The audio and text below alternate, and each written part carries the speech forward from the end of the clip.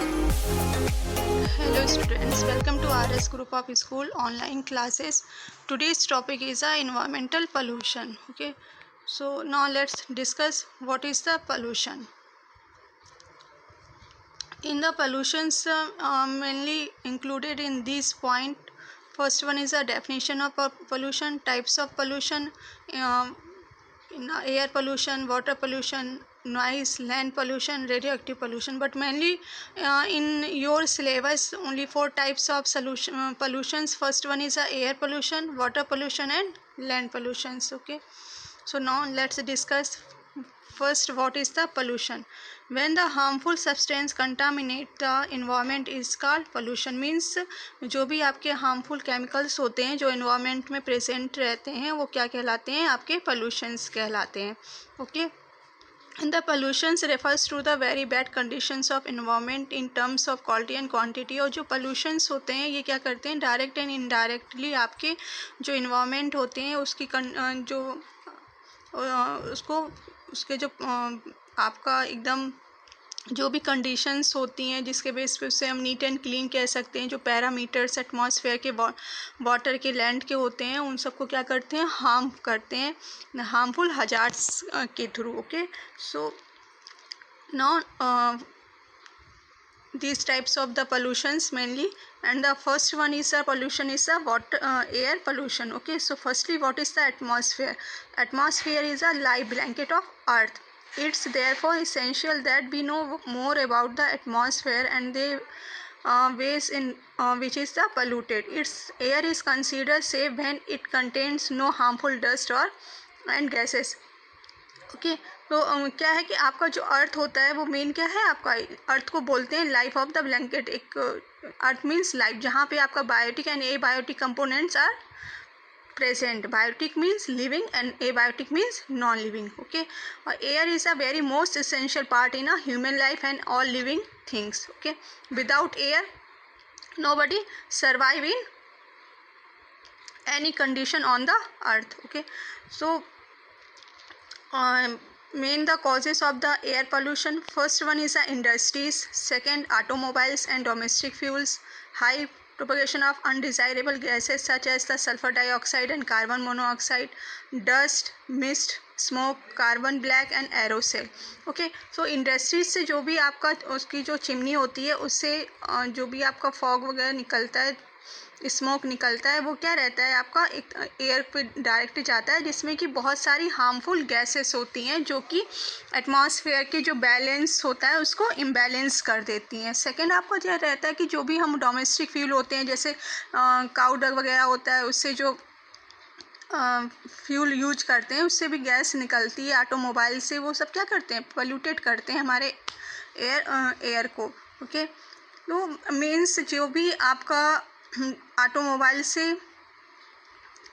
जो आपका pollution automobile से निकलने वाला जो धुआं रहता है वो क्या करता है आपका बहुत ही ज़्यादा हार्मफुल होता है क्योंकि उसमें जो गैसेस होती हैं वो एटमॉस्फेयर की जो जैसे ओजोन लेयर है उसको ब्रेक करने में रिस्पॉन्सिबल है. तो इस तरह से क्या रहता है कि एयर पोल्यूशन जो है जो कि आपका स्मोक के थ्रू का और जो आपका कार्बन मोनोऑक्साइड हो गई जो कि आपकी स्मोकिंग से रिलीज़ होती है, ठीक है, सल्फर डाइऑक्साइड ये और ये आपकी जो अदर गैसेस हैं जो कि एसिड रेन वगैरह के फॉर्मेशन से और other human activity and natural activity के थ्रू होती हैं, तो वो सब क्या है आपका एयर पोल्यूशंस को प्रमोट करता है. ओके, अब effect on air pollution. First one is a human health is a many diseases are occur in human and the second animals, plants. Okay, the atmosphere and the global warming temperature increase to day by day due to this reason of the air pollutions. Ozone depletion, ozone layer में आपका जो chlorofluorocarbon है जिसकी वजह से क्या हो रहा है, ओजोन की लेयर में होल हो रहा है. The acid rain. Okay, various respiratory illness types में जो भी आपकी सांस से रिलेटेड जो बीमारी हो रही है वो किस वजह से हो रही है, वो आपकी एयर पोल्यूशन से. फॉर एग्जांपल जैसे अस्थमा हो गया. ओके, तो ये सब जो आपके सिम्टम्स आते हैं ह्यूमन बॉडी में उसका मेन कॉजेस डायरेक्ट और इनडायरेक्ट एयर पोल्यूशंस भी है. नेक्स्ट है कि how to avoid air pollution, हम कैसे उस चीज़ को रोक सकते हैं या प्रिवेंशन कर सकते हैं या हम उसको अवॉइड कर सकते हैं एयर पोल्यूशंस को इंक्रीज़ होने में। First one is a use natural gases like LPG, liquid petroleum gas. Okay, don't burst crackers, means पटाखे वगैरह में नहीं जलाने चाहिए, क्योंकि सबसे ज़्यादा जो एयर पोल्यूशंस होता है हाई क्वांटिटी हाई रेंज में वो क्रैकर्स के थ्रू होता है। Use less amount of fuel for vehicles, avoid using and use electric stove, means use in a biogas. Biogas is a natural phenomena of the and the option of the gas. Okay, so it's used in a village areas maximum time. And the second pollution is a water pollution. Water pollution means any physical, means temperature and oxygen, chemical means mercury or biological disease, sewage change to water that adversely affect to use by alive being. Okay, तो आपके physical chemical और जो biological factors के through आपका जो water में उसके parameters में जो चेंज होते हैं वो क्या कहलाता है, वाटर पोल्यूशन। हमें ये पता कैसे चलता है कि वाटर पोल्यूटेड हो गया है? वाटर पोल्यूटेड में क्या रहता है कि आपका उसमें disbalance to the pH of water and the BOD and COD imbalance. BOD means biological oxygen demand, COD means chemical oxygen demand. Okay, so अगर ये आपकी दोनों इम्बैलेंस हो जाती हैं तो क्या रहता है, आपका वाटर पोल्यूटेड हो जाता है। देन TDS, ओके, TDS ये सब total dissolved solid, suspended solid. तो this parameters are tested in a water quality कि वाटर इज़ पोल्यूटेड और water is not polluted. Okay, now causes of water pollution. First one is about 40% of death worldwide are caused by water pollution. Water pollution is caused by the organic and inorganic industrial waste and effluents discharged into rivers. Noise also cause anxiety, stress reaction and fight, means आपका जो water pollution होता है अगर हम बात करें तो वो मेनली क्या रहता है, जैसे आपका डोमेस्टिक वेस्ट हो गया जो हम डायरेक्ट रिवर्स में फ़्लो कर देते हैं, पॉन्ड में फ़्लो कर देते हैं, तो उस टैनरीज से निकलने वाला जो वेस्ट होता है उससे डायरेक्ट फ्लो, तो उसमें क्रोमियम, कैडमियम, मरकरी, इन सब की क्वांटिटी ज़्यादा होती है और ये क्या करते हैं हमारे बॉडी को एकदम हाईली और डायरेक्ट बहुत ही ज़्यादा अफेक्ट करते हैं, जिसकी वजह से कैंसर्स, आपकी स्किन प्रॉब्लम्स, स्किन कैंसर, तो ये सब चीज़ें ज़्यादा होने के चांसेस होते हैं। तो ओके, तो मेन आप कह सकते हैं कि जो आपका वाटर है वो सबसे ज़्यादा आपका जो पोल्यूटेड होता है वो मेन क्या रहता है, जैसे मरकरी और कैडमियम और इसके थ्रू होता है। जो आपका कहाँ से फ़्लो होता है वो आपका इंडस्ट्री से डायरेक्ट फ़्लो करते हैं, ठीक है। उसमें वो कुछ भी उसका ट्रीटमेंट का प्रोसेस करते नहीं है, डायरेक्ट वो रिवर्स में और पॉन्ड में उसका थ्रो कर देंगे जो भी वेस्ट रहता है। अब इफ़ेक्ट्स ऑफ वाटर पोल्यूशंस में क्या इफ़ेक्ट्स आते हैं, फर्स्ट इस तरह डिजीज़ हो जाती हैं कई सारी, फॉर एग्जांपल कॉलेरा, मलेरिया, आपका मलेरिया भी है, टाइफाइड, क्योंकि पानी इकट्ठा रहेगा कई जगह तो वहाँ पे क्या होगा, मॉस्किटो होने के चांस रहेंगे, तो मीन्स मलेरिया, टाइफाइड हो जाता है ड्यूरिंग द रेनिंग सीजन।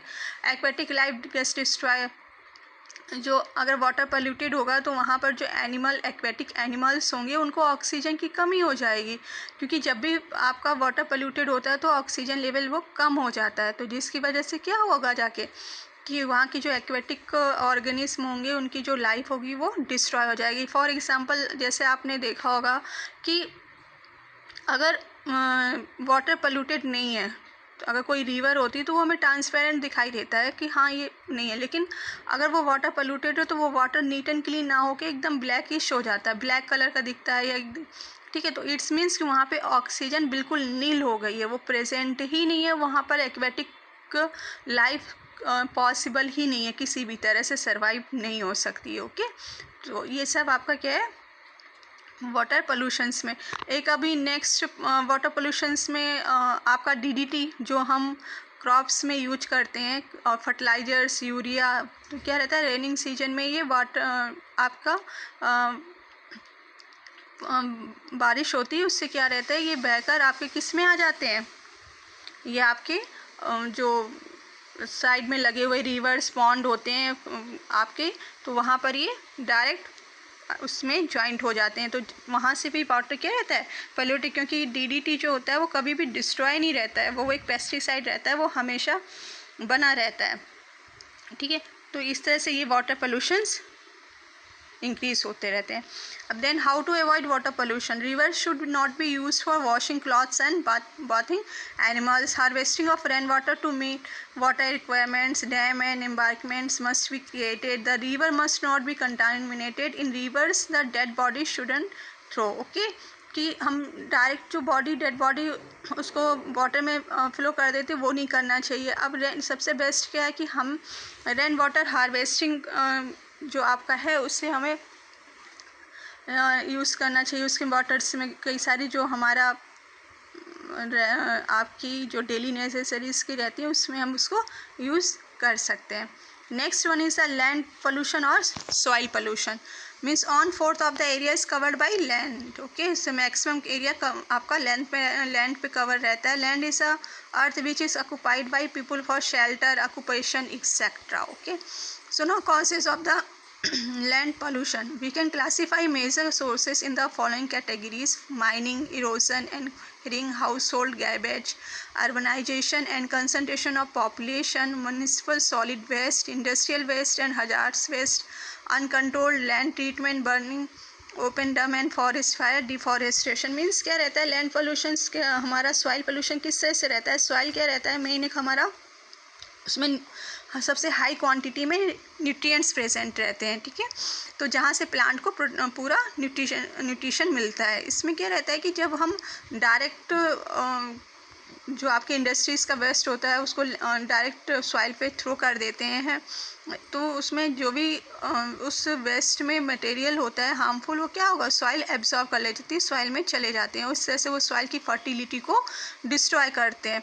हमने डिफॉरेस्टेशन कर दिया, प्लांट कटिंग कर दी हमने, तो क्या हुआ, प्लांट कटिंग करने पे उसमें बारिश होती है तो क्या आपका सॉइल बह जाएगी, वहाँ से हट जाएगी, तो ऊपर की जो उसकी फर्टिलिटी वाली लेयर होती है वो क्या होगी, डिस्ट्रॉय हो जाएगी, ख़त्म हो जाएगी। तो इस तरह से क्या कह सकते हैं हम कि ये लैंड पॉल्यूशंस के मेन कॉजेस हो जाते हैं, जिसकी वजह से आपका,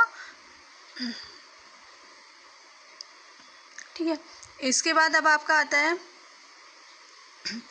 अगर जैसे हॉस्पिटल का वेस्ट रहता है, ठीक है, वो भी आपका क्या रहता है, मिट्टी खोद देते हैं, उसके बाद में करने के बाद में उसको वहाँ पे डंपिंग कर देते हैं, तो उसमें क्या है, वो तो डिस्ट्रॉय हुआ नहीं जाके, क्योंकि उसमें सीरेंस होती हैं, प्लास्टिक्स होते हैं, तो वो डिस्ट्रॉय होगी नहीं। तो वो एक तरह से क्या करती है कि वो सॉइल को की जो फर्टिलिटी है उस पर इफेक्ट करती है, जिससे सॉइल इनफर्टाइल हो जाती है, और इनफर्टाइल मीन्स लैंड पोल्यूशंस को प्रमोट करती है, ठीक है। अगर वहाँ पे ग्रासेस नहीं होंगी, वहाँ पे एनिमल्स ग्रेजिंग ज़्यादा होगी, तो क्या रहेगा कि आपका जो सॉइल्स जो होगी, ऊपर की जो लेयर होगी वो रेनिंग सीजन में हट जाएगी, ठीक है, क्योंकि जो ग्रासेस होती हैं वो सॉइल को बांध कर रखे रहती हैं, उनकी जो रूट्स होती हैं सॉइल को बांधे रखे रहती हैं। ओके, जैसे फॉरेस्ट फायर, अगर जंगल में आग लग जाती है, ठीक है, तो क्या रहता है कि अगर वो पेड़ जलते हैं तो उसके साथ साथ में जो सॉइल का रहता है, सॉइल में तक जाता है, उसका इम्पैक्ट जाता है, तो वो सॉइल भी डायरेक्ट इनडायरेक्ट उसके आपके कांटेक्ट में आ जाती है। तो वो सब क्या रहता है, मेन आपकी सॉइल पोल्यूशंस को इंक्रीज करते हैं। Okay, look this one diagram, first one plastic chemicals इस तरह से डायरेक्ट फ्लो कर देते हैं, तो फर्टिलाइजर्स यूज़ करते हैं, तो इस तरह से इसका रहता है मेन। अब इफेक्ट्स ऑफ सॉइल में क्या मेन इफेक्ट्स क्या आते हैं लैंड पोल्यूशन में। First one, the man can not bee farming नहीं कर सकता, ground water level get affected, ground water बहुत ही लो कम हो जाता है, death of the animal that inverted the lands. Okay, next है प्रिवेंशन ऑफ लैंड पोल्यूशन और soil pollution. More and more land should be brought under farming. Trees should be planted everywhere. Waste matter should be disposed immediately. Avoid drilling the land for more underground water. Avoid using more fertilizers and pesticides. Integrated solid waste management. Good agriculture practice. Remediation of polluted soil. Prevention of erosion and spilling and contaminants of the hazardous wastes and wastewater treatment using land treatment techniques. Okay, and the three main main principles: reduce, reuse and recycle. 3 R's are basically used in a main solid waste management. First one reduce, ठीक है, आप then second reuse, उसको जो भी है destroy करिए, फिर उसको फिर से रीयूज़ करिए और फिर उसकी रिसाइकिल करके देन अगेन उस प्रोडक्ट को यूज़ करिए. तो main basic 3 R's principle are depending in a solid waste management. Okay, so now this topic is completed, air pollution, water pollution and soil pollution. Okay, so now